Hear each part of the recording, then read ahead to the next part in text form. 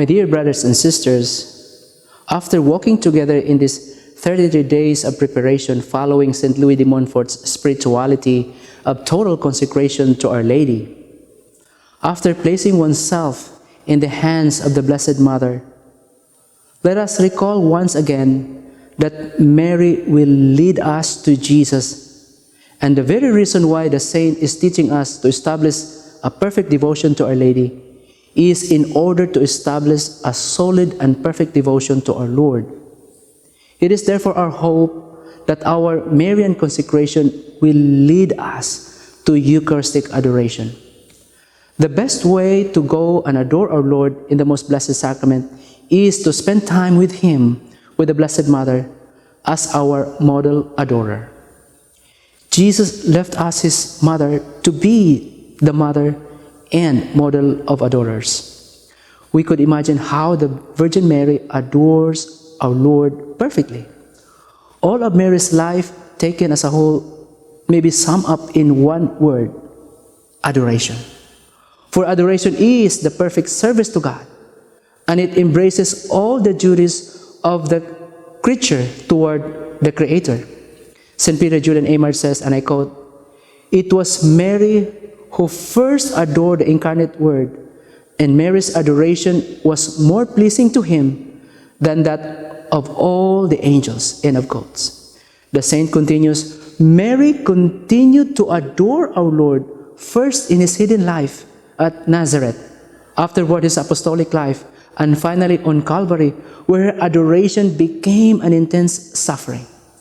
And we could also add with certainty that Mary adores our Lord with great love and devotion in the Eucharist when St. John the Apostle celebrates the Mass. My dear brothers and sisters, we noticed here the nature of Our Lady's adoration. She adores our Lord according to the different states of Jesus' life in the joyful, luminous, sorrowful, and glorious mystery.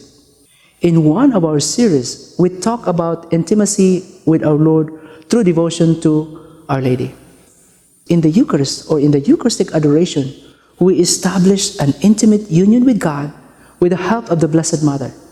The Holy Eucharist is also called Holy Communion, Catechism number 1331.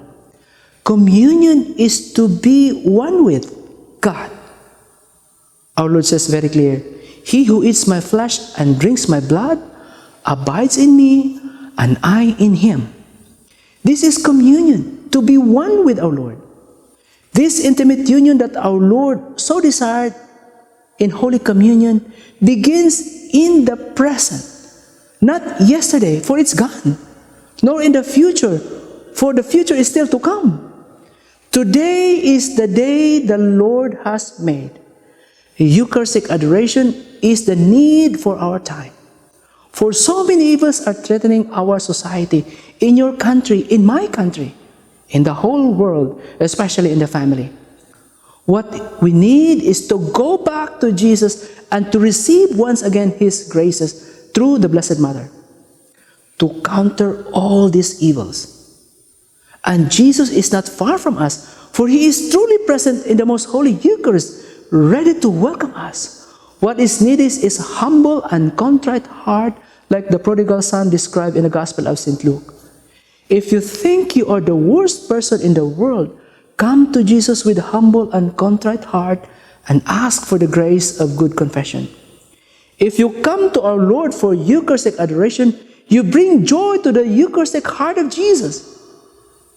I would like to share this invitation taken from Bishop James Conley's pastoral letter, Love Made Visible, and I quote, "I encourage all Catholics to make adoration of the Blessed Sacrament a daily part of life and to be committed to holy hour of Eucharistic adoration at least once a week, whenever possible, before the exposed Blessed Sacrament."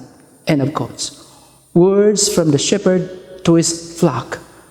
One final thing is a challenge for all to move forward from Marian consecration to Eucharistic adoration, a continuous formation of souls, living a life of holiness, sharing and teaching others, children, friends, workers, and other people about consecration to Our Lady, and to commit a time for Eucharistic adoration during the week. Eucharistic adoration is the urgent need and the glorious mission of our time to bring back people to God in His Eucharistic table.